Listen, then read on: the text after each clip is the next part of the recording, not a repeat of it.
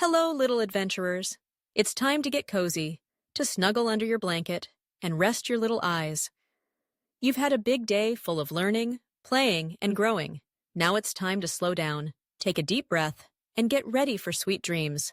Let's wiggle our fingers, now our toes, and now let's be still and quiet, just like the moon in the sky. Tonight, as you close your eyes, think of something that made you smile today. Maybe you played with a friend, or read a fun book, or gave someone a hug. God gave us this day, and now He gives us rest. Let's say our bedtime prayer together. Dear God, thank you for today. Thank you for my family, my home, and all the love you give. Please watch over me tonight. Help me sleep peacefully and wake up with joy. Thank you for Jesus, who loves me so much. Amen. You are loved, you are special, and tomorrow will be a brand new adventure. Good night, little one. Sleep tight, and may your dreams be full of peace and wonder.